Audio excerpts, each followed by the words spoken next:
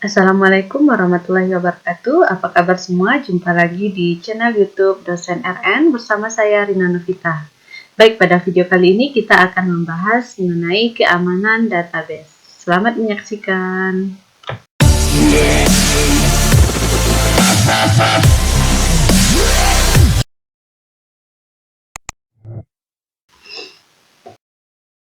Pada materi kali ini kita akan membahas yang pertama adalah konsep dari keamanan database, kemudian ancaman terhadap keamanan database, dan yang terakhir adalah bagaimana cara mengatasi ancaman dari keamanan database.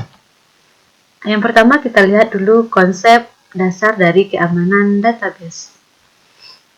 Keamanan database adalah suatu cara untuk melindungi database dari ancaman, baik yang bentuk kesengajaan maupun bukan kesengajaan.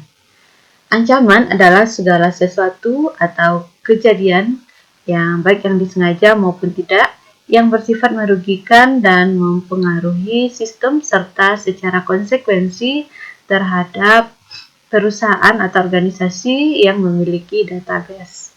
Jadi, keamanan database adalah suatu cara bagaimana kita melindungi database ya terhadap ancaman. Baik itu ancaman dalam bentuk kesengajaan maupun tidak disengaja.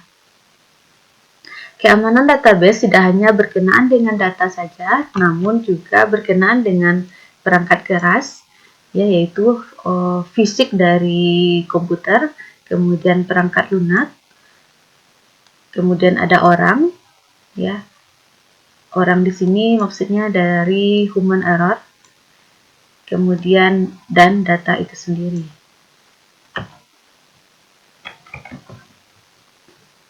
Nah, dalam keamanan database kita membutuhkan kontrol yang tepat, yaitu dengan memberikan batasan terhadap orang yang dapat melakukan kontrol atau mengakses data yang semestinya diakses oleh orang yang berhak. Kemudian, seseorang yang mempunyai hak untuk mengontrol dan mengatur database disebut dengan administrator database. Nah, di dalam keamanan database ini yang paling berperan penting adalah administrator database karena memiliki peranan yang sangat penting dan harus memiliki pengetahuan yang cukup dalam pengelolaan sistem database. Nah, keamanan database ini juga merupakan ya, kalau kita lihat konsep keamanan, suatu proteksi terhadap pengrusakan data dan pemakaian data oleh pemakai yang tidak mempunyai kewenangan. Sistem yang aman tentu memastikan ya kerahasiaan yang terdapat di dalam data tersebut. Ada 3 aspek yang perlu kita perhatikan. Yang pertama adalah membatasi akses ke data dan servis. Kemudian yang ketiga melakukan autentikasi pada user, dan yang terakhir adalah memonitor aktivitas-aktivitas yang mencurigakan. Keamanan database ini dapat kita kelompokkan menjadi 4 ya. Yang pertama adalah pencurian dan penipuan. Ini biasa terjadi di dalam sistem perbankan, termasuk di dalamnya keamanan dari pencurian saldo rekening, ya, penipuan terhadap transaksi ataupun transfer. Kemudian yang kedua adalah hilangnya kerahasiaan dan privasi. Nah, ini adalah contohnya adalah data tersebut tidak lagi rahasia atau privasi. Makanya data harus diamankan dengan memberikan hak akses kepada orang tertentu saja. Kemudian yang ketiga adalah hilangnya integritas. Integritas berkaitan dengan akurasi dan kebenaran dari data tersebut. Dan yang keempat adalah hilangnya ketersediaan. Ini baik data dan sistem ya tidak dapat diakses sehingga data ataupun sistem tidak tersedia. Jadi keamanan database ini bisa kita kelompokkan ya. Yang pertama adalah ini pencurian berupa fisik ya, pencurian dan penipuan, kemudian hilangnya kerahasiaan data, hilangnya integritas, dan hilangnya ketersediaan. Ancaman keamanan database. Nah, ada 4 hal yang menyebabkan ancaman terhadap keamanan database ini. Yang pertama adalah keamanan server. Nah, untuk melakukan atau mengamankan server ini perlu kita berikan batasan akses ya yang terhadap orang-orang yang berhak untuk mengakses server tersebut. Dan di dalam server tersebut kita mesti memberikan pengenal ya terhadap IP-IP yang dapat mengakses server tersebut, yaitu dengan melakukan yang kedua, Trusted IP Access, di mana Trusted IP Access ini ya server harus mengenali siapa yang mengakses dirinya. Nah, di mana Trusted IP Access ini merupakan server ya database terbatas yang hanya akan memberikan respon pada IP yang dikenali saja. Berikutnya yang ketiga adalah koneksi database. Nah, jadi jika mengizinkan pemakai dapat mengubah database melalui web page atau alamat web, pastikan bahwa hal ini dilakukan validasi terlebih dahulu untuk menjamin inputan data ya itu benar, terjamin dan aman. Jadi dalam koneksi database ya, jika kita bisa melakukan atau mengizinkan seseorang mengubah data secara online, maka harus kita pastikan adanya validasi untuk memastikan kebenaran terhadap inputan data. Kemudian ancaman terhadap database berikutnya adalah kontrol akses tabel. Nah, ini dibutuhkan ya kolaborasi antara sistem administrator dengan pengembang database. Nah, ini berupa pemberian izin user kepada publik ya yang akan mengakses dari data tersebut. Jadi ada 4 hal pengancam atau ancaman terhadap database. Yang pertama adalah terhadap keamanan server, kemudian Trusted IP Access, koneksi database, dan kontrol akses tabel.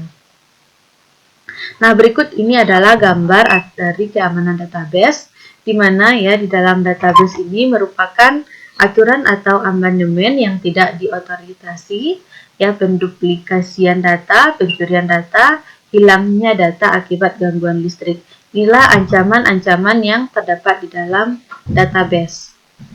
Nah, hal yang berkaitan dengan database ini adalah yang pertama adalah perangkat keras, di mana perangkat keras ini rentan akan kejadian-kejadian yang menimpa atau hal-hal yang tidak diinginkan seperti kebakaran, ya bencana alam, kemudian banjir, bom, ya pencurian, listrik yang tidak stabil, gempa, radiasi ataupun kesalahan dari mekanisme keamanan.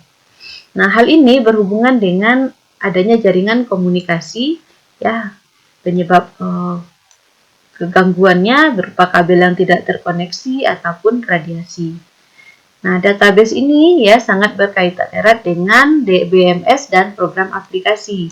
Hal ini juga harus kita tinjau dari kesalahan mekanisme keamanan, akses yang terlalu luas, kemudian pencurian program dan kesalahan program.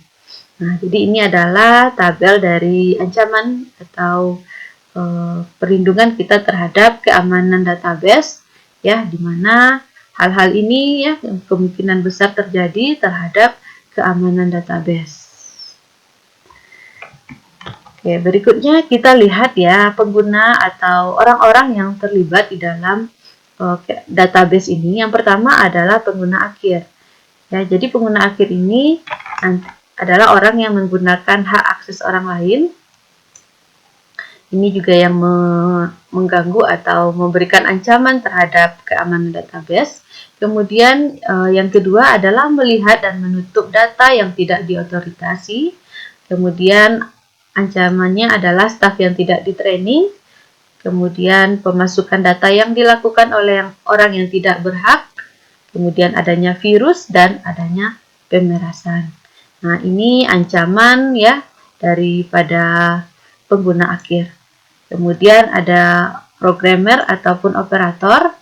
Nah, ancamannya adalah berupa pembuatan password, kemudian membuat program yang tidak aman, staf yang tidak di-training, kebijakan keamanan dan prosedur, dan pemogokan staf. Sedangkan yang terakhir ada pengguna dari database administrator, ini berkaitan dengan kebijakan keamanan dan prosedur. Nah, penyalahgunaan database ini bisa kita kelompokkan menjadi dua. Yang pertama adalah penyalahgunaan yang tidak disengaja atau kesalahan yang tidak disengaja, dan yang kedua adalah kesalahan yang disengaja. Kita lihat yang pertama adalah kesalahan yang tidak disengaja. Ini adalah kerusakan ya selama melakukan transaksi, baik dari sistem maupun dari data. Ini merupakan kesalahan yang tidak disengaja. Kemudian bentuk yang kedua adalah anomali yang disebabkan oleh akses yang tidak kongruen. Jadi akses yang tidak kongruen ya bisa berupa kesalahan-kesalahan ya yang ditimbulkan akibat ketidaksengajaan dari sistem. Berikutnya adalah anomali ya yang disebabkan oleh pendistribusian data pada beberapa komputer. Kemudian kesalahan tidak disengaja berikutnya adalah logika error yang mengancam kemampuan transaksi untuk mempertahankan konsistensi dari database. Ini adalah 4 bentuk ya atau jenis dari kesalahan yang tidak disengaja dalam penggunaan database.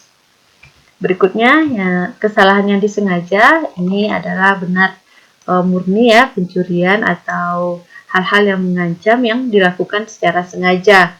Contohnya adalah pengambilan data atau pembacaan data dari pihak yang tidak berwenang, kemudian pengubahan data dan penghapusan data dari pihak yang tidak berwenang. Nah, berikutnya adalah kita lihat tingkatan pada keamanan database. Ada 4 tingkatan ya dalam keamanan database ini. Yang pertama adalah secara fisik, kemudian secara manusia, sistem operasi, dan sistem database. Nah, kita lihat yang fisik. Fisik ini berupa fisik ya, perangkat keras yang tampak. Ini meliputi adalah lokasi-lokasi di mana terdapat sistem komputer tersebut. Jadi ini harus kita amankan. Kemudian manusia.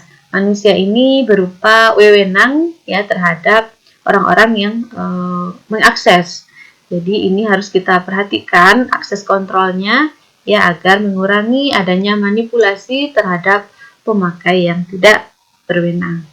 Kemudian adanya sistem operasi ya, tingkatan pada sistem operasi ini terkait dengan kelemahan dari sistem operasi yang memungkinkan ya dilakukan akses oleh orang yang tidak berwenang. Dan yang terakhir adalah sistem database, di mana ini berkaitan dengan pengaturan hak pemakai. Oke, baik, masih kita lanjutkan ya. Bagi yang belum subscribe, silahkan di subscribe dulu channel ini ya, karena tak akan selalu update materi kita terkait dengan keamanan dari sistem komputer dan informasi. Nah, materi kita terakhir mengenai cara mengatasi keancaman terhadap keamanan database. Nah, untuk mengamankannya kita ada 4 hal atau langkah yang kita lakukan. Yang pertama adalah otorisasi atau membatasi akses kontrol.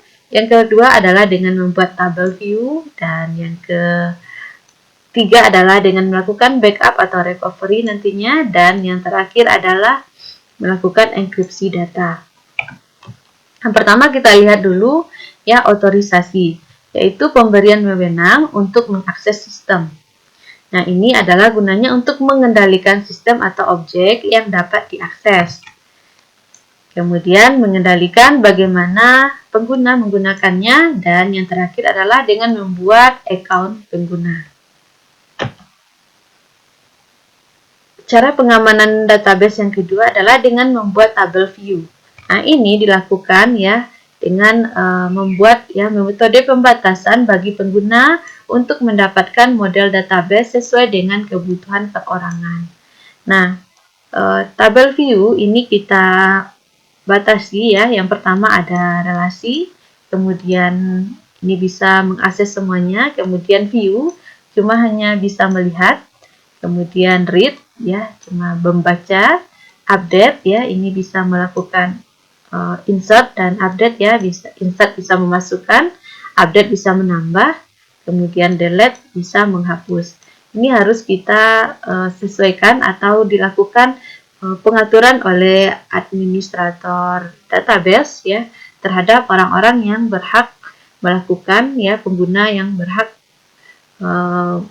melakukan atau memiliki metode pembatasan di dalam kebutuhan terhadap akses dari database tersebut. Nah, berikutnya adalah backup. Ya, pengamanannya yang ketiga kita harus melakukan backup. Backup ini gunanya adalah untuk ya mengantisipasi hal-hal yang tidak diinginkan ya, seperti hilangnya data karena sistem error ya. Jadi kita perlu melakukan backup agar data tersebut bisa aman. Nah, selain backup, kita harus melakukan recovery system, yaitu dengan melakukan pemulihan, ya, pengembalian kembali data yang hilang. Dan yang keempat atau yang terakhir adalah kita bisa dengan melakukan enkripsi data. Nah, enkripsi data ini adalah yang melindungi data sensitif yang ada di dalam database. Nah, data yang terenskripsi tergolong lebih aman dari ancaman dari pihak luar. Namun untuk mengakses data tersebut, ya DBMS perlu memecahkan kode enkripsi sehingga performa dari database tersebut dapat berkurang. Untuk enkripsi ini sudah kita bahas ya lengkap di dalam materi sebelumnya. Bisa teman-teman lihat di dalam channel ini. Untuk mengenkripsi ini kita mengenal adanya kriptografi. Ya, nah di sini akan di sana dibahas lebih dalam mengenai enkripsi data dalam mengubah pesan asli menjadi pesan tersandi atau mengubah plain text menjadi hypertext. Oke, terima kasih yang tetap stay ya. Jika ada pertanyaan boleh tulis di kolom komentar ya, kita akan bahas dengan memberikan feedback di kolom komentar. Oke, terima kasih ya yang sudah menyaksikan. Ya, diharapkan setelah menyimak video ini, teman-teman bisa memahami apa itu keamanan database, kemudian apa saja ancaman dalam keamanan database, dan yang terakhir adalah bagaimana cara mengatasi ancaman terhadap keamanan database tersebut. Terima kasih yang sudah menyaksikan lengkap video ini dari awal sampai akhir. Ya, jangan lupa ya bagi yang menyukai klik like, yang ada pertanyaan ataupun memberikan feedback ya silakan tulis di kolom komentar, dan jangan lupa yang belum subscribe di subscribe dan hidupkan tombol loncengnya. Terima kasih. Assalamualaikum warahmatullahi wabarakatuh.